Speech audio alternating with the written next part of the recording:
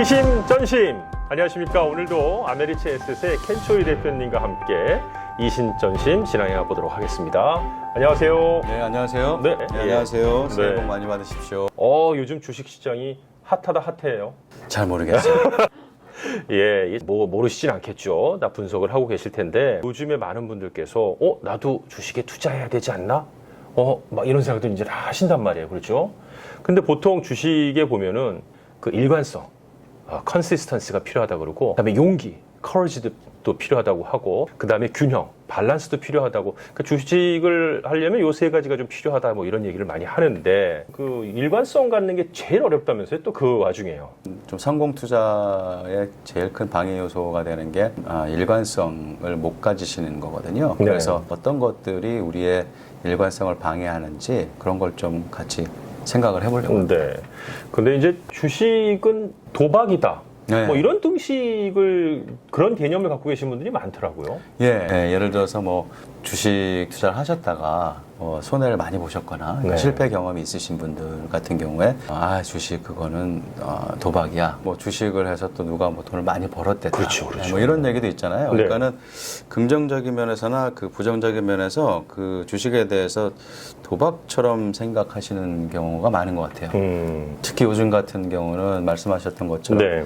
시장이 작년 연초에 코비드 때문에 이제 급락한 이후로 지금까지 계속 그 상승세를 유지해오고 있는데, 회복세를 유지해오고 있는데, 시장이 더 좋다 보니까 요즘 들어 또 부쩍 주식에 대해서 관심을 가지시는 분이 많은데, 네. 근데 또 이제 그런 분들 중에서는 역시 또 도박성이 있다고 해도 나는 괜찮다. 뭐 이런 거라면 할만하다. 뭐 이렇게 또 생각하시는 경우들이 많은 것 같아요. 근데 이제 주식하고 도박하고 뭐 같은 어떤 맥락인 것 같으면서도 사실은 틀린 점이 많지 않겠습니까? 그래서 제가 한번 차트를 한번 준비해 봤습니다. 차트요.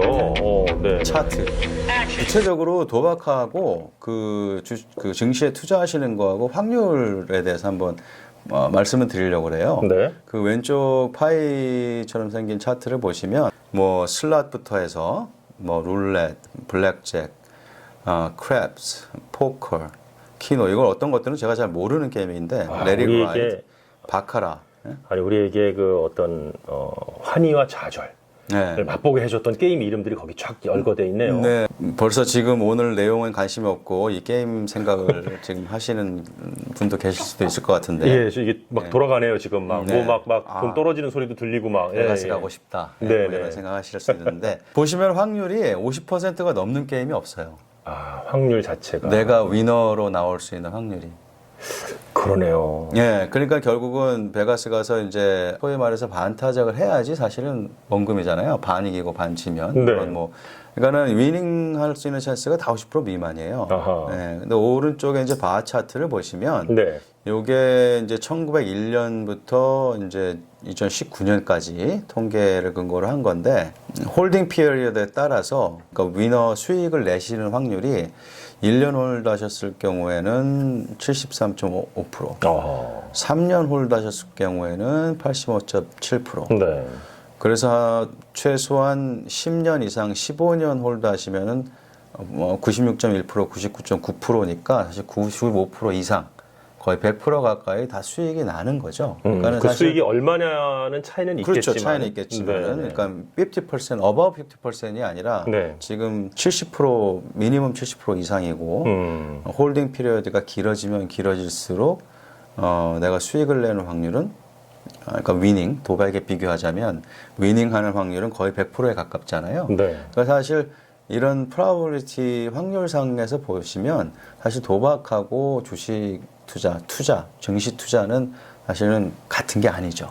절대 같은 맥락으로 볼 수가 없는 거네요. 봐서도 예. 안 되고요. 예. 네. 그래서 많이 그런 얘기들도 아마 주고받으실 것 같은데, 그 테이블에, 네. 베가스 가서 이제 테이블에 앉아 계시면 오래 앉아 있을수록 사실은 또 잃는다는 얘기가 있잖아요. 맞습니다. 땄을 때 일어나야 된다고. 네네네. 뭐 앉아있다가 다 잃는다고. 그것과는 반대로 증시는 내가 오래 할수록, 꾸준히 할수록 이 방금 보신 차트에서처럼 내가 이 위너로 나올 수 있는 확률이 거의 100%에 가깝잖아요. 15년 이상이면 네. 그 점에서도 완전히 다르죠. 뭐 우리 미국에서는 numbers don't lie라고 예, 이제 숫자는 거짓말을 하지 않는다. 뭐 이런 얘기 뭐 여기저기서 많이 하는데 자 도박 이꼬르 주식, 주식 이꼬르 도박이다. 이런 얘기는 단기간에 아마 뭔가를 노렸던 분들에게서 나온 게 아니었을까. 뭐 이런 생각이 좀 들고요. 예, 도박하면서 내가 이걸 통해서 큰 돈을 갑자기 벌겠다라고 생각하시 접근하시는 경향성들이 있고 반대로 이거는 하면은 그냥 다 실패한다라고 이제 접근하시는 그런 경향성이 있는 거죠. 그렇죠. 네. 한 둘 분 다 그걸 도박이라고 생각하기 때문에 한 분은 전혀 안 하시게 되는 거고 네. 또 한 분은 너무 또 어그레시브하게 앞뒤 안 가리시고 하시게 되는 거고 똑같이 도박이라고 생각하지만 어떤 앵글에서 생각하시냐에 따라서 지금 다르게 지금 행동을 하시는 거죠. 그렇게 주식을 놓고도요. 예. 아하. 자, 어쨌든 주식은 도박하고 같을 수는 없네요. 이제 이게 여기 숫자적으로 보여주는 것만으로도요. 네. 자, 그리고 또 다른 편견에 대한 이야기를 계속 또 이어나가 보겠습니다. 1월 효과는 무엇인지, 그리고 5월에 또 팔고 나가라는 것들은 그런 이야기들은 왜 나왔는지, 뭐 그런 건 얘기도 좀 해주십시오. 예, 뭐 금융 관련된 아리클에서 자주 나오는 표현일 거예요. January Effect라고. January Effect요. 예, 그 이제 1월 효과라고 부르는데 1월 달에 증시가 어떤 성적을 냈느냐에 따라서 그 해의 성적의 향배가 어느 정도 점쳐질 수 있다. 이제 그런 게 이제 January Effect인 거죠. 그래서 그런 말이 나왔다는 거는 실제로 그런 일이 많이 벌어졌다는 얘기인가 보네요. 네네. 실제로 결과론적으로 놓고 보면 네. 그렇게 예상하는 게 상당히 많이 맞아요. 네. 네네. 저 주로 이제 차트를 보여드리면서 말씀을 드리려고 합니다. 앞으로. 네. 이제 안 나오는 거예요? 차트 나올 때는요? 네, 이렇게 하면서 해도 되는 거예요, 그럼? 네. 그렇게 안 하시더라고요. 그럴 줄 알았는데. 밑에다 깔아요, 차트를? 예, 예. 이야, 이거 지난번에 갑자기 보니까, 그러면 큰일 나네. 예, 네. 그래서 조심하셔야 됩니다. 네네. 다시 차트요. 네, 차트. 차트 갑니다. 네. 제뉴얼 이펙트라는 게 방금 말씀드린 것처럼 이제 1월의 증시의 성적이 이제 그해 증시 성적을 예상할 수 있게 하는 1월 첫 주가 만약에 포지티브였으면 네. 그해 성적이 포지티브로 끝나는 경우가 74%. 상당히 높죠. 높네요. 네. 네. 1월 전체가 만약에 포지티브로 마무리를 하면은 그 해에도 포지티브로 끝날 확률이 77%. 네네네. 네. 그래서 어느 정도 사실은 뭐 말이 되는 부분도 있죠. 제뉴얼이 이펙트가요. 네. 근데 이제 문제는 이런 걸 가지고 내가 투자 결정을 하기에는 부족하다는 거죠. 그리고 오히려 바로 이런 것들을 기초로 해서 내가 투자 결정을 하는 게 바로 일관성을 네. 방해하는 그런 결과를 초래할 수 있다는 거죠. 무슨 얘기냐면은 그 차트에 보시는 것처럼 이제 1928이라고 되어 있잖아요. 그러니까 1928년부터 이제 제뉴얼 이펙트라는 걸 기준으로 내가 투자 결정을 했을 경우에 네네. 어떤 결과가 나왔는지를 보여드리는 거거든요. 그러니까 1000불을 투자했을 경우에 1928년에 다우존스 산업 지수 기준으로 해서 봤을 때 퍼스트 윅의 성적 여부에 따라서 내가 투자 결정을 했을 경우 자금이 85만 5천으로 늘었죠. 네. 그리고 전체 1월의 성적을 기준으로 해서 판단을 해서 투자를 하거나 말거나 하셨을 경우에 96만 1000불로 늘었잖아요. 네.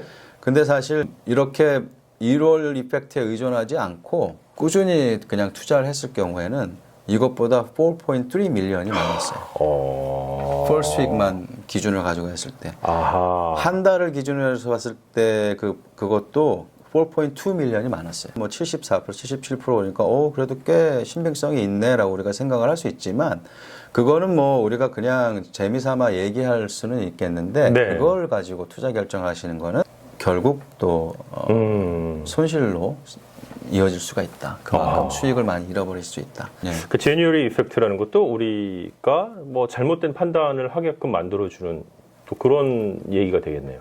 그렇죠. 왜냐하면은 결국은 이것도 마켓 타이밍의 일종이잖아요. 그러네요. 지난 시간에도 말씀을 드렸지만 지금 들어가야 되는지 말아야 되는지를 내가 어떤 기준을 가지고 이제 판단을 한다는 건데 애뉴얼 이펙트 같은 경우는 확률만 봐서는 그래도 좀 신빙성이 있고 비교적 정확한데 라고 생각할 수도 있지만 그럼에도 불구하고 결과적으로는 꾸준히 투자하시는 거에 비해서 차이가 크게 났다. 그렇군요. 네. 보실 수 있을 것 같아요. 아니 그럼 이제 5월에 팔고 나가라는 Sell in May and Go Away도 예, 그러니까 뭐 마찬가지인 것 같아요. 금융 관련 전문지나 아니면 웹사이트나 아리크레나 이제 이런 표현들이 자주 등장을 하는데 네. 보통 이제 5월이 지나서 이제 서머로 들어가면 이제 마켓이 약간 소강 상태로 들어가고 그렇기 때문에 뭐 별로 돈 벌 수 있는 기회가 없다라는 거고 네. 그래서 이제 그게 지나고 나서 이제 투자를 하라는 게 시즈널 이펙트가 있다라는 거죠. 계절적인 이펙트가 있다는 건데 5월에 팔고 예를 들어 11월에 다시 시장에 들어간 경우하고 다시 차트요. 네, 차트. 차트 갑니다. 네. 그 밑에 있는 곤색인가요? 참 빼주세요. 이거. 곤색은 빼주세요. 오랜만에 들어봤어요. 네, 곤색. 네. 구로 곤색이라고 하죠. 구로 곤색. 네. 네이비 색깔로 되어 있는 게 지금 같은 기간 28년부터 첨부로 시작했을 경우에 2019년까지 1.758 밀리언 정도로 이제 늘어났죠. 네. 5월에 팔고 나중에 다시 투자해라라는 그런 것과 상관없이 꾸준히 투자하셨을 경우에는 5 밀리언이 넘죠. 그러니까 거의 차이가 거기 여기서도 한 3 밀리언 이상 차이가 나죠. 네. 사실 이런 것들은 투자를 결정하시는 어떤 기준점으로 삼기에는 적절하지 않다. 이렇게 말씀드릴 수 있을 것 같아요. 워낙에 이제 주식시장이 핫하다 보니까 주변에서 주식으로 돈 벌었던 분들이 또 많고 하다 보니까 관심을 갖게 되시는데 그 도박하고 왜 주식이 다른지 그리고 제뉴얼 이펙트라든지 또 5월에 이거 팔고 떠나라는 그런 것들이 왜 맞지 않는지를 말씀해 주시면서 우리 컨시스턴스가 왜 중요한지를 오늘 확실히 짚어주신 것 같아요. 일관성 있게 꾸준히 뚝심 있게 하는 사람한테는 이길 수 없다. 그리고 부가 찾아온다. 주식은 그런 측면에서 바라보는 게 더 커야 된다는 말씀이시군요. 자, 여러분들은 과연 돈에 대해서 어떻게 앞으로 꾸려 나가실 것인지를 한번 잘 또 같이 연구해보고 생각하는 시간을 또 올 한 해도 쭉 마련을 했으면 좋겠습니다. 네, 그렇게 하겠습니다. 자, 첫 번째 시간은 여기서 마치도록 하고요. 이제 두 번째 시간에서는 누구 정부는 증시를 뭐 크게 만들 거야, 아니면 누구는 좀 축소시킬 거야, 뭐 이런 얘기들이 많이 있잖아요. 네. 그거에 대한 실체를 좀 파헤쳐 주시기 바라겠습니다. 네, 뭐 파헤치는 것까지는 뭐 모르겠지만 완전히 못 파헤치나요? 살짝 건드려 보겠습니다. 건드리는 걸 정도로. 네네. 자, 우리 아메리츠에스 켄초이 대표와 함께하는 이심전심 다음 시간에 뵙겠습니다. 고맙습니다. 감사합니다.